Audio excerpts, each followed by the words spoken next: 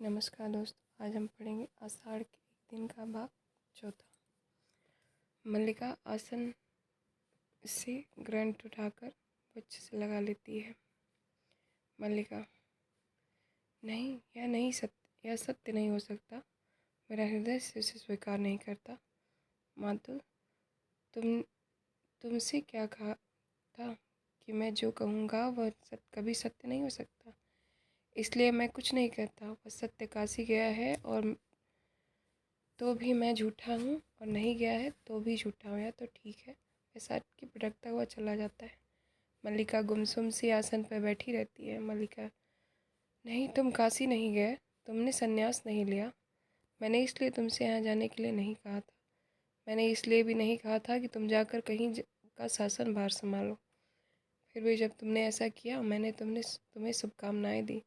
यद्यपि प्रत्यक्ष तुमने वे शुभकामनाएं ग्रहण नहीं की, परंतु कहाँ तुम लिए जैसे अभियोगपूर्ण दृष्टि से उसे देखती है। यद्यपि तुम्हारे जीवन में नहीं रही, परंतु तुम मेरे जीवन में सदा बने रहे। मैंने तुम्हें अपने से दूर नहीं होने दिया। तुम रचना करते हो, मैं समझती रही, मैं सार्थक हूँ। मेरे जीवन की भी कुछ उपलब्धि है। ग्रंथ घुटनों पर रख लेती है, और आज तुम मेरे जीवन को इस तरह निरर्थक कर दोगे। ग्रंथों को आसन पर रख कर उद्विग्न दृष्टि से उसकी ओर देखती रहती है। तुम जीवन से तटस्थ हो सकते हो, परंतु मैं तो अब तटस्थ नहीं हो सकती। क्या जीवन को तुम मेरी दृष्टि से देख सकते हो? जानते हो मेरे जीवन ये वर्ष कैसे व्यतीत हुए? मैंने क्या क्या देखा है, क्या से क्या हुई हूँ। उठकर किवाड़ खोल देती है और पालने की ओर संकेत करती है। इस जीव को देखते हो, पहचान सकते हो? वह मल्लिका है जो धीरे धीरे बड़ी हो रही है, और माँ के स्थान पर अब मैं इसकी देखभाल कर रही हूँ। यह मेरे अभाव की संतान है। जो भाव तुम थे वह दूसरा नहीं हो सका, परंतु अभाव के कोष्ठ में किसी दूसरे की जाने कितनी आकृतियाँ हैं। जानते हो मैंने अपना नाम खोकर विशेषण उपार्जित किया है, और अब मैं अपनी दृष्टि से नाम नहीं, केवल विशेषण हूँ। किवाड़ बंद करके आसन की ओर लौट पड़ती है। व्यवसायी कहते थे, उज्जैनी में अपवाद है। तुम्हारा बहुत सा समय वारांगनाओं के सहवास में व्यतीत होता है, परंतु तुमने वारांगना का यह रूप भी देखा है। आज तुम मुझे पहचान सकते हो। मैं आज भी उसी तरह पर्वत शिखर पर जाकर मेघ मलाओं को देखती हूँ, उस तरह ऋतुसंहार और मेघदूत की पंक्तियाँ पढ़ती हूँ। मैंने अपने भाव के कोष्ठ को रिक्त नहीं होने दिया, परंतु मेरे अभाव की पीड़ा का अनुमान लगा सकते हो। कहानियाँ आसन पर रख बैठ जाती है और ग्रंथ हाथों में उठा लेती है। नहीं, तुम नहीं अनुमान लगा सकते। तुमने लिखा था कि एक दोष गुणों के समूह में उसी तरह छिप जाता है जैसे चांद की किरणों में कलंक, परंतु दरिद्र नहीं छिपता। 100 गुणों में भी नहीं छिपता, नहीं छिपता ही नहीं छिपता। 100 गुणों का छा लेता है, एक एक करके नष्ट कर देता है। बोलती बोलती अंतर्मुख हो जाती है, परंतु मैंने यह सब सह लिया, इसलिए कि मैं टूट कर भी अनुभव करती हूँ कि तुम बने रहो, क्योंकि मैं अपने को अपने में न देखकर तुमसे देखती, और आज यह सुन रही हूँ कि तुम सब छोड़कर संन्यास ले रहे हो, तटस्थ हो रहे हो, उदासीन। मुझे मेरी सत्ता के बोध से इस तरह वंचित कर दोगे? बिजली कौंती है और मेघ गर्जन सुनाई देता है। वही आषाढ़ का दिन, उसी तरह मेघ गरज रहे हैं, वैसी ही वर्षा हो रही है। वही है, मैं हूँ, उसी घर में हूँ, किंतु पुनः बिजली कौंती है, मेघ गर्जन सुनाई देता है, और ड्योढ़ी का द्वार धीरे धीरे खुलता है। कालिदास छत बेछत सा द्वार खोलकर ड्योढ़ी में ही खड़ा रहता है। मल्लिका किवाड़ खुलने के शब्द से इधर देखती है और सहसा उठ खड़ी होती है। कालिदास अंदर आता है। मल्लिका जड़ से उसे देखती है। कालिदास संभवतः पहचानती नहीं हो। मल्लिका उसी तरह देखती रहती है। कालिदास प्रकोष्ठ से इधर उधर देखता है, फिर मल्लिका पर सिर से पैर तक एक दृष्टि डालकर आसन की ओर चला जाता है। और न पहचानना ही स्वाभाविक है, क्योंकि मैं व्यक्ति नहीं हूँ जिसे तुम पहले पहचानती रही हो, दूसरा व्यक्ति हूँ। बाएं पीछे टिकाकर आसन पर बैठ जाता है। सच कहूँ तो वह व्यक्ति हूँ जिसे मैं स्वयं नहीं पहचानता। तुम इस तरह जड़ सी क्यों खड़ी हो? मुझे देखकर बहुत आश्चर्य हुआ। मल्लिका किवाड़ बंद कर देती है, फिर खोई सी उसकी ओर बढ़ जाती है। मल्लिका, आश्चर्य, मुझे विश्वास नहीं हो रहा कि तुम हो। मैं तो मैं जो तुम्हें देख रही हूँ वास्तव में मैं ही हूँ। कालिदास, देख रहा हूँ तुम भी वही नहीं हो। सब कुछ बदल गया। यह संभव ही परिवर्तन केवल मेरी दृष्टि में हुआ है। मल्लिका, मुझे विश्वास नहीं होता कि यह स्वप्न नहीं है। कालिदास, नहीं, स्वप्न नहीं, यथार्थ है कि मैं यहाँ हूँ। दिनों की यात्रा करके थका टूटा हुआ हारा हुआ यहाँ आया हूँ कि एक बार यहाँ के यथार्थ देख लूँ। मल्लिका, बहुत भीग गए हो। मेरे यहाँ सूखे वस्त्र तो नहीं, पर मैं। कालिदास, मेरे भीगे होने की चिंता मत करो। जानती हो, इस तरह भीगना भी जीवन की एक महत्वाकांक्षा हो सकती है। वर्षों के बाद भीगा हूँ, अभी सूखना नहीं चाहता। चलते चलते बहुत थक गया था। कई दिन ज्वर आता रहा, परंतु इस वर्षा से जैसे सारी थकान मिट गई है। मल्लिका उसके पास चली जाती है। मल्लिका, बहुत थक गए हो। कालिदास, थक गया था, अब बेहद थक गया हूँ, परंतु वर्षा ने थकान कम कर दी है। मल्लिका, तुम सचमुच पहचानते नहीं। कालिदास क्षण भर उसे देखता रहता है, फिर उठकर झरोखे के पास चला जाता है। कालिदास, तुम ही क्या पहचान आती हो। यह घर भी बदल गया है और मैं आशा कर रहा था कि सब कुछ वैसा ही होगा, ज्यों कहते हो यथास्थान। पर कुछ भी तो यथास्थान नहीं। चारों ओर देखता है, तुमने कुछ बदल दिया है, सभी कुछ। मल्लिका, मैंने नहीं बदला। कालिदास उसकी ओर देखता है, फिर टहलने लगता है। कालिदास, जानता हूँ तुमने नहीं बदला, परंतु। मल्लिका उसके पास आ जाता है। मैंने नहीं सोचा था कि यह घर कभी मुझे अपरिचित लग सकता है। यहाँ के प्रत्येक वस्तु का स्थान और विन्यास इतना निश्चित था, परंतु आज सब कुछ अपरिचित लग रहा है। उसकी आंखों में देखता है, और तुम भी अपरिचित लग रही हो। इसलिए कहता हूँ कि संभव है दृष्टि उतना नहीं बदला जितना मेरी दृष्टि बदल गई। मल्लिका, थके हो, बैठ जाओ। आंखों से लगता है तुम भी अस्वस्थ है। अब भी स्वस्थ नहीं। कालिदास, बहुत दिन इधर उधर भटकने के बाद यहाँ आया हूँ। कश्मीर जाते हुए जिस कारण से नहीं आया था, आज उसी कारण से आया हूँ। क्षण भर दोनों आंखें मेरी रहती हैं। मल्लिका, अरे मातुल, आज ही पता चला है कि तुमने कश्मीर छोड़ दिया। कश्मीर। कालिदास, हाँ, क्योंकि सत्ता और प्रभुता का मोह छूट गया है। आज मैं उस सबसे मुक्त हूँ जो वर्षों से मुझे सकसता रहा।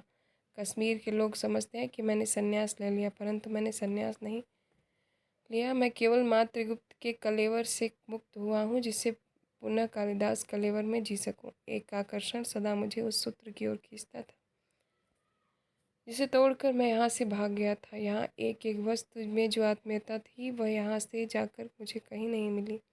मुझे यहाँ की एक एक वस्तु के रूप आकार का स्मरण है। फिर प्रकोष्ठ में आसपास देखता है। कुंभ, बाग, छाल, कुसा, दीपक, गेरू आकृतियाँ, तुम्हारी आंखें।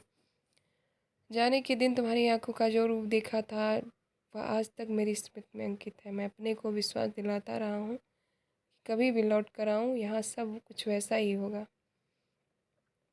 कोई द्वार खटखटाता है। मल्लिका व्यवस्थित होकर उसे देखती है। कालिदास द्वार की ओर जाना चाहता है, पर उसे रोक देती है। मल्लिका, द्वार बंद रहने दो।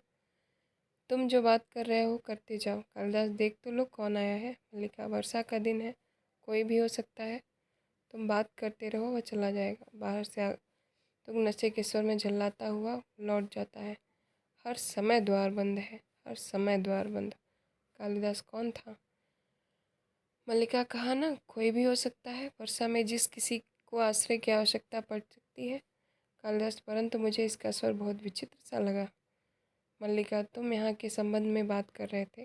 कालिदास, लगा जैसे ईश्वर को पहचानता हूँ, जैसे यहाँ की हर वस्तु तरह भी किसी परिचित स्वर का बदला हुआ रूप है।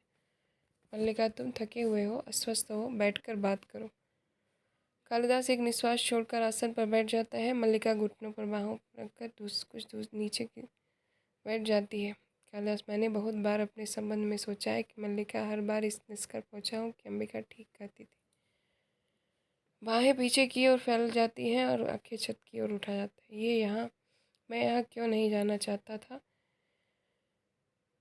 मैं यहाँ से क्यों नहीं जाना चाहता था। एक कारण यह भी था कि मुझे अपने पर विश्वास नहीं था। मैं जानता था कि अभाव और भर्त्सना के जीवन का व्यतीत करने के बाद प्रतिष्ठा और सम्मान के वातावरण में जाकर मैं कैसा अनुभव करूँगा। मन में कहीं यह आशंका थी कि वह वातावरण मुझे छा लेगा और मेरे जीवन की दिशा बदल देगा, और यह आशंका निराधार नहीं थी। आंखें मल्लिका की ओर झुक जाती हैं। मुझे बहुत आश्चर्य हुआ था कि मैं कश्मीर का शासन संभालने जा रहा हूँ। तुम्हें यह बात बहुत अस्वाभाविक लगा होगा, परंतु मुझे इसमें कुछ भी अस्वाभाविक प्रतीत नहीं होता। अभावपूर्ण जीवन की वह एक स्वाभाविक प्रतिक्रिया थी। संभवतः उसमें कहीं न सबसे प्रतिशोध लेने की भावना थी, जिन्होंने जब तब मेरी भ्रष्टता की थी, मेरा उपहास उड़ाया था। होठ काट उठ पड़ता है और झरोखे के पास चला जाता है, परंतु मैं यह नहीं जानता था कि मैं सुखी नहीं हो सकता। मैंने बार बार अपने को विश्वास दिलाना चाहा कि कमी उसी वातावरण में नहीं, मुझ में है। मैं अपने को बदल लूँ तो सुखी हो सकता हूँ, परंतु ऐसा नहीं हुआ। न तो मैं बदल सका, न तो सुखी हो सका। अधिकार मिला, सम्मान मिला, जो कुछ मैंने लिखा उसकी प्रतिलिपियाँ देश भर में पहुँच गईं, परंतु मैं सुखी नहीं हुआ। किसी और के लिए वह वातावरण, जीवन स्वाभाविक हो सकता था, मेरे लिए था। एक राज्याधिकारी का कार्यक्षेत्र मेरे कार्यक्षेत्र से भिन्न था। मुझे बार बार अनुभव होता है, मैंने प्रभुता और सुविधा मोह में पढ़कर उस क्षेत्र में अनाधिकार प्रवेश किया है। जिस विशाल में मुझे रहना चाहिए था, उससे दूर हट आया हूँ। जब भी मेरी आँखें दूर तक फैली छिद्र रेखा तक पड़ती हैं, तभी तक यह अनुभूति मुझे सालती है कि मैं उस विशाल से दूर हटाया। मैं अपने को आश्वासन देता हूँ, आज नहीं तो कल मैं परिस्थितियों को परवश पालूंगा और समान रूप से दोनों क्षेत्रों को मैं अपने बांट लूँगा। परंतु मैं स्वयं ही परिस्थितियों के हाथों बनता और चलित होता रहा। जिस कल की मुझे प्रतीक्षा थी, वह कल कभी नहीं आया और मैं धीरे धीरे खंडित होता गया और एक दिन मैंने पाया कि मैं सर्वथा टूट गया हूँ। मैं वह व्यक्ति नहीं जिसका उस विशाल के साथ कुछ भी संबंध था। क्षण भर वह चुप रहता है, फिर टहलने लगता है। कश्मीर जाते हुए मैं यहाँ से होकर नहीं जाना चाहता था। मुझे लगता था कि यह प्रदेश, यहाँ पर श्रृंखला और न्याय मेरे सामने एक मुख प्रश्न कर लेंगी। फिर भी लोभ सम्वरण नहीं हुआ, परंतु उस बार यहाँ आकर मैं सुखी नहीं हुआ। मुझे अपने से वितृष्ण हुई, उससे भी वितृष्णा हुई जिन्होंने मेरे आने के दिन उत्सव की तरह माना। तब पहली बार मेरा मन मुक्ति के लिए व्याकुल हुआ, परंतु उस समय मुक्त होना संभव नहीं था। मैं तब तुमसे मिलने के लिए नहीं आया, क्योंकि भय था तुम्हारी आंखें मेरे स्थिर मन को अस्थिर कर देंगी। मैं इससे बचना चाहता था। उसका कुछ परिणाम हो सकता था, मैं जानता था तुम पर उसकी क्या प्रतिक्रिया होगी, दूसरे तुमसे क्या कहेंगे। फिर भी उस संबंध में निश्चित था कि तुम्हारे मन में कोई वैसा भाव नहीं आएगा, और मैं आशा लिए हुए चला गया। एक कल ऐसा आएगा जब मैं तुमसे यह सब कर सकूँगा कि तुम्हें अपने मन के द्वंद्व का विश्वास दिला सकूँगा। यह सच नहीं हो सोचा यह नहीं सोचा कि द्वंद्व एक ही व्यक्ति एक तक सीमित नहीं होता, परिवर्तन एक ही दिशा को व्याप्त नहीं करता। इसलिए आज यहाँ आकर बहुत व्यर्थता का बोध हो रहा है। फिर झरोखे के पास चला जाता है। लोग सोचते हैं मैंने उस जीवन और वातावरण में रहकर बहुत कुछ लिखा है, परंतु मैं जानता हूँ कि मैंने वहाँ रहकर कुछ नहीं लिखा। जो कुछ लिखा यहाँ के जीवन का संचय था। कुमार संभव की पृष्ठभूमि यह हिमालय है और तपस्विनी उमा तुम हो। मेघदूत की यक्ष की पीड़ा मेरी पीड़ा है और विरह मर्मरता यक्षिणी तुम हो। यद्यपि मैंने स्वयं यहाँ होने की, तुम्हें नगर देखने की कल्पना की, अभिज्ञान शाकुंतलन में शकुंतला के रूप में तुम ही मेरे सामने थी। मैंने जब जब लिखने का प्रयत्न किया, तुम्हारे और अपने जीवन के इतिहास को फिर दोहराया, और जब उससे हटकर लिखना चाहा तो रचना प्राणवान नहीं हुई। रघुवंश में जो अज का विलाप मेरी ही वेदना अभिव्यक्ति है, और मल्लिका दोनों हाथों में मुँह छुपा लेती है। कालिदास सहसा बोलते बोलते रुक जाता है और क्षण भर उसकी ओर देखता रहता था। तुम यह सब पढ़ पाती, परंतु सूत्र कुछ इस रूप में टूटा था कि मल्लिका मुँह से हाथ हटाकर नकारात्मक भाव से सिर हिलाती है। मल्लिका, वह सूत्र कभी नहीं टूटा। उठकर वस्त्र में लिपटे पन्ने कोने से उठा लाती है और कालिदास के हाथों में रख देती है। कालिदास पन्ने पलटकर देखता है। कालिदास, मेघदूत? तुम्हारे पास मेघदूत की प्रतिलिपि कैसे पहुंची? मल्लिका, मेरे पास तुम्हारी सब रचनाएं हैं। रघुवंशम का शकुंतलम प्रतिलियाँ कुछ ही मास पहले मुझे मिल पाई हैं। कालिदास, तुम्हारे पास मेरी सब रचनाएं हैं, परंतु वे यहाँ कैसे उपलब्ध हुई? क्या? मल्लिका, उज्जैनी के व्यवसायी कभी कभी इस मार्ग से होकर भी जाते हैं। कालिदास, उनके पास ये प्रतिलिपियाँ मिल जाती हैं? मल्लिका, मैंने कहकर मंगवाई थी। वर्ष 2 वर्ष कहीं एक प्रतिलिपि मिल पाती थी। कालिदास, इसके लिए धन? मल्लिका, वर्ष 2 वर्ष में एक प्रति मिल पाती थी। धन एकत्रित करने के लिए बहुत समय रहता था। कालिदास सिर झुकाए आसन पर आ बैठता है। कालिदास, जो अभाव वर्षों में मुझे सलहे रहा वे आज और बड़े प्रतीत होते हैं। मल्लिका, मुझे वर्षों पहले यहाँ लौट आना चाहिए था, ताकि यहाँ वर्षा में भीग कर लिखता वह सब जो मैं अब नहीं लिख पाया, और जो आषाढ़ की मेघों की तरह वर्षों में मेरे अंदर घुमड़ रहा है। निश्वास छोड़कर आसन रखे ग्रंथों को उठा लेता है, उसके पन्नों को पलटने लगता है, परंतु बरस नहीं पाता, क्योंकि उसे ऋतु नहीं मिलती, वायु नहीं मिलती। यह कौन सी रचना है? यह तो केवल कोरे पृष्ठ हैं। मल्लिका, ये पन्ने अपने हाथों से बनाकर सिए थे। सोचा था तुम राजधानी से आओगे तो मैं तुम्हें यह भेंट दूंगी, कहूँगी इन पृष्ठों पर अपने सबसे बड़े महाकाव्य की रचना करना, परंतु उस बार तुम आप ही कर भी नहीं आए और यह भेंट यहीं पड़ी रही। अब तो ये पन्ने टूटने भी लगे हैं और मुझे कहते संकोच होता है ये तुम्हारी रचना के लिए। कालिदास पन्ना पलटने जाता है। कालिदास, तुमने ये पृष्ठ अपने हाथों से बनाए थे, इन पर मैं एक महाकाव्य की रचना करूं। पन्ने पलटते हुए एक स्थान पर रुक जाता है। स्थान स्थान पर पानी की बूंदें पड़ी थीं, जो निसंदेह वर्षा की बूंदें नहीं लगता है। तुमने अपनी आंखों से इन कोरे पृष्ठों को बहुत कुछ लिखा है, और आंखों से ही नहीं, स्थान स्थान पर ये पृष्ठ श्वेत कणों से मैले हुए हैं। स्थान स्थान पर फूलों की सूखी पत्तियों ने अपने रंग छोड़ दिए हैं। कई स्थानों पर तुम्हारे नखों ने इन्हें छीला है, तुम्हारे दांतों ने इन्हें काटा है।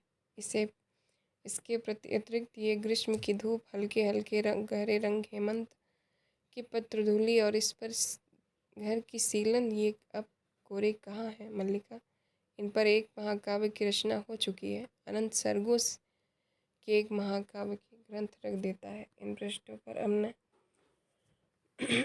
नया कुछ क्या लिखा जा सकता है? उठकर झरोखे के पास चला जाता है, कुछ क्षण बाहर देखता रहता है, फिर मल्लिका की ओर मुड़ जाता है। परंतु इससे आगे भी तो जीवन शेष है। हम फिर इस अर्थ से आरंभ कर सकते हैं। अंदर से बच्ची के कुनकुना के रोने की शब्द सुनाई देता है। मल्लिका सहसा उठकर उद्विग्न भाव से उस ओर चल देती है। कालिदास हतप्रभ सा उसे देखता है। कालिदास, मल्लिका। मल्लिका रुककर उसकी ओर देखती है। कालिदास, किसके रोने का शब्द है यह? मल्लिका, यह मेरा वर्तमान है। अंदर चली जाती है। कालिदास स्तंभित सा प्रकोष्ठ के बीचों बीच आ जाता है। कालिदास, तुम्हारा वर्तमान? कोई द्वार खटखटाता है, फिर पैरों की चोट से द्वार अपने आप खुल जाता है। ड्योढ़ी में विलोम द्वार को कोसता खड़ा है। वस्त्र कीचड़ से लथपथ है। वह झूलता सा अंदर आता है। विलोम भीगे दिन में फिसल कर गिरे खाई में। कितनी बार कहा, भैया विलोम बहुत ऊंचे मत चढ़ा करो, परंतु भैया विलोम क्यों मानने लगे? पहले आए तो द्वार बंद, लौट कर गए और फिसल गए, फिर आए तो द्वार बंद, फिर लौट कर जाते हैं तो क्या होता है? आज का दिन ही ऐसा है कि कालिदास को देखकर बोलते बोलते रुक जाता। दृष्टि का भाव ऐसा हो जाता है जैसे किसी बहुत सूक्ष्म वस्तु का अध्ययन कर रहा हो। न जाने आँखों को क्या हो गया है। कभी अपरिचित आकृतियाँ बहुत परिचित जान पड़ती हैं और कभी परिचित आकृतियाँ भी परिचित नहीं लगती। अब यह इतनी परिचित आकृति है, मैं इसे पहचान ही नहीं रहा। आकृति जानी हुई है और व्यक्ति नया सा लगता है। क्यों बंधु, तुम मुझे पहचानते हो?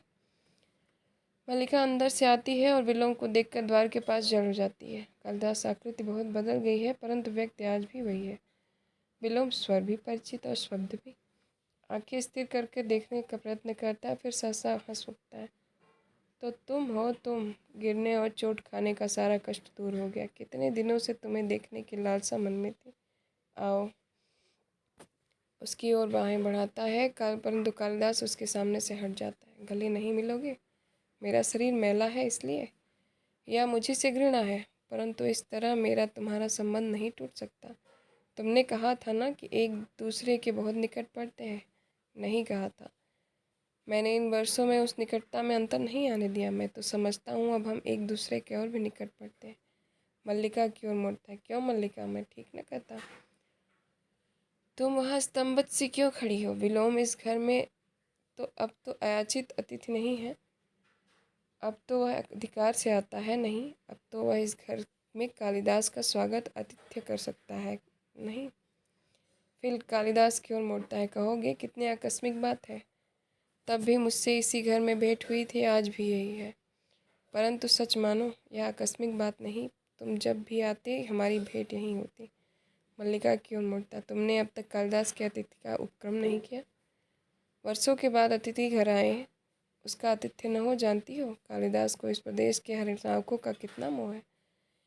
फिर कालिदास की ओर मुड़ता है, एक हरिण शावक इस घर में भी है, तुमने मल्लिका की बच्ची को नहीं देखा। उसकी आंखें किसी हरिण शावक से कम सुंदर नहीं, और जानते हो अष्टावक्र क्या कहता है। मल्लिका सहसा आगे बढ़ जाती है। मल्लिका, अरे विलोम। विलोम हंसता है, विलोम तुम नहीं चाहती। कालिदास यह जाने कि अष्टावक्र क्या कहता है मुझे, परंतु मुझे उसकी बात पर विश्वास नहीं होता। मैं इसलिए कह रहा था कि संभव है कालिदास ही देख बता सके कि अष्टावक्र कहाँ तक सच है। क्या बच्ची की आकृति सचमुच विलोम से मिलती है या। मल्लिका हाथों में मुंह छिपाए आसन पर जा बैठती है। विलोम कालिदास के पास चला जाता है। चलो देखोगे कालिदास, यहाँ से चले जाओ विलोम। विलोम चला जाओ हंसता है, इस घर से या ग्राम पार्थ से ही।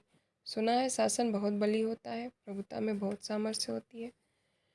कालिदास, मैं कह रहा हूँ इस समय यहाँ से चले जाओ विलोम, क्योंकि तुम यहाँ लौट आए हो, क्योंकि वर्षों से छोड़ी हुई भूमि आज फिर तुम्हें अपनी प्रतीत होने लगी, क्योंकि तुम्हारे अधिकार शाश्वत हैं। हंसता है, जैसे तुमसे बाहर जीवन की गति नहीं, तुम ही तुम हो, कोई नहीं है। परंतु समय निर्दय नहीं, उसने औरों को भी सत्ता दी है, अधिकार दिए हैं। वह धूप नैवेद्य के लिए घर की दहली पर नहीं रहा, उसने औरों को अवसर दिया है, निर्माण किया है। तुम्हें उसके निर्माण से वितृष्णा है,